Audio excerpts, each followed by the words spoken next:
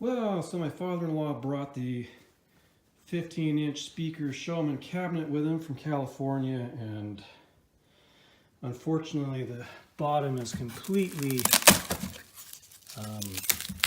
rotted, so it looks like we have to build a new cabinet.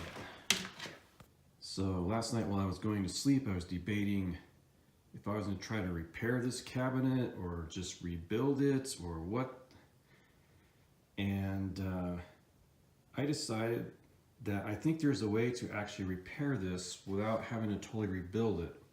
My plan is I'm going to cut off this rotted wood where this pencil line is, and I'm going to cut down to where these pieces are and remove this piece here, and then I will be able to use these pieces to attach a new piece to the sides, and then I'm gonna like glue and find a way to securely connect these two pieces together, and then I'm gonna make a bottom piece that will match kind of what the top piece here is, and round the edges and stuff and recover it and put it back together. And hopefully when I'm done, you won't be able to tell that the whole bottom of this thing was completely rotted apart. I've never seen something so rotted. I don't know how this happened. Obviously it got wet or it was exposed to a lot of moisture, but it was on top of 2x4s on a garage, in a garage for like, I don't know, 35, 40 years, and it must have just been getting wet somehow to the point where it just totally rotted. All right, so here I've cut away this rotted piece of wood, and I know it looks really bad, but where it's cut through, the wood's still pretty good. So I'm gonna get a chisel and chisel away this rotted wood that's left on these baffle and rear panel attachment pieces, and then we can straighten this up a little bit, clean up the mating surface, and now we got to go do the other side. So far my idea seems to be working okay. You know, another reason I want to save this cabinet as much as I can is this is like old growth pine. I mean, this is all an 11.5-inch piece by, I believe, 3/4 inch thick, just solid piece of pine with these big knots. Like this piece over here. This piece over here had a giant knot in it. I mean, you just don't get pine like that anymore. So that's another reason why I'm doing this whole crazy exercise. So here I'm attaching the side pieces, the little short pieces that we had to cut off the sides. The method I chose to use is a lot of wood glue and a thin piece of plywood with a bunch of glue in between these pieces and the plywood, and a whole bunch of nails, little short nails, to make that real secure. And when this is dry, it's going to be quite strong, not worried about it at all. We're going to fill in all the gaps with wood filler, and we'll sand it down. And we're going to test fit the speaker grill and the rear panel in here to make sure that we have our dimensions correct. I'm pretty sure we're right on, but we're just going to make sure we don't want the fit to be too tight. All right, so here we have the speaker grill on and the rear panel, and testing the fit. Everything is looking pretty good. I'm just slightly low over here, but I think we'll be just fine. I can tweak things a little bit. I think I'm going to basically have a cleat between here and the bottom because I'm not able to do finger jointed corners. Once again, you know, it'll be strong when it's done. I'm not worried about it. So right here I've clamped they glued the bottom part of the speaker grill because it was split from being wet, and so I kind of glued it together and stapled the grill back on, and I'm gonna do this side here in a few minutes. It's not that bad really, it's quite salvageable. So here we have the cabinet joined to the new piece, and we put wood filler in there to make it smooth. So when the Tolex is on there, you won't be able to see anything here. And you know, we put all these pieces back on.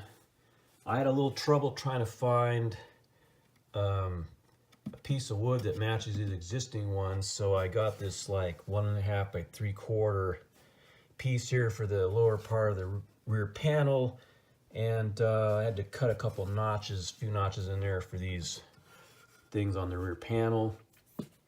And I put these cleats made of 2x4s in the corners and screwed it in from 2 sides to make a strong corner joint. I know it's kind of crude, but once this cabinet's all together, you know, you're never gonna know that those are there and they're not original or anything. And I got a 1/4 inch, or I'm sorry, a 1/2 inch round over router bit, and I rounded the corners to match the existing radius, and I filled in the little gap. So when you glue that on, the Tolex back on, you're not going to be able to see this. And so the next thing to do is get the Tolex glued back on and get a new piece for the bottom, and put all the hardware back on. And one thing I find interesting about the Showman cabinet is the way that the thing is constructed with all these baffles. The speaker grill has a like a secondary I don't know, like a sound baffle, or I'm not sure what is exactly happening in this cabinet, but there's like a secondary piece of wood behind the speaker grill to which the speaker bolts, and there's this interesting tone ring arrangement. You have this piece of metal that goes around this, and I find it very interesting. I'm not sure how this works, but apparently a lot of thought has went into this design. And here's the speaker, the original JBL model D140F, 8 ohms. I'm not sure when it was made. I see a date code here of, let's see, 29675. So I'm gonna guess that the last number is year of manufacture, which would make it in 1965, which would match the age of the head. So yeah, until I had done this project, I never really knew anything about these speaker cabinets for the Showmans, and I just think it's very interesting how they have all these baffles, and they're insulated, and the tone ring, and all this stuff that's going on. I had no idea.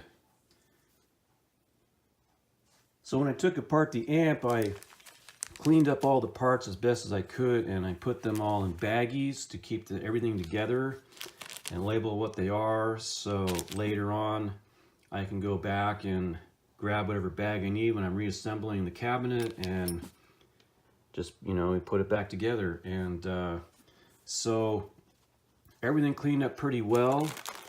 Some of the corners have some rust on them, but I cleaned them up the best I could. I'm just going to reuse them and keep everything original, which is why I'm doing this whole crazy project. And some of the screws I'm going to have to get replacements. Like some of these were rusted so bad that they literally fell apart when I was trying to get them out. And so I got to get about, like, I don't know, 10 or 12 new screws. Minimal expense, really. And I bought a couple of these screw knobs for the piggyback attachment.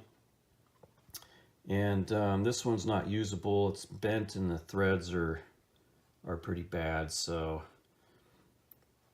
but I got a couple of these off eBay for $15. So something that's easily attainable. So expense-wise so far, I've spent on the wood probably like $35. The router bit for the 1/2-inch round over was $42. I had to get a new jigsaw, which is like $50, and I'll have to get the Tolex for the bottom, however much that is. But you know, overall, I'm not into this project for that much, really. It's a lot cheaper than buying a new vintage cabinet or buying a cabinet kit from someone. So really I just wanted to repair this. So I know probably most people will be like, what you did is like, oh, it's sacrilegious or whatever, but for me, you know, when it's all put together, it's still going to work the same. No one's going to ever know that I did the repair unless they take it apart and look at it and go, oh, somebody's repaired it. So, you know, it works for me. Next, we're going to glue the original Tolex back on the sides and start putting the hardware back on it and round us up a piece of Tolex for the bottom, and that will all be in part 2. So if you want to see that, check back and I'll get it up in the next probably week or two. So thanks for watching. I'll see you in the next video.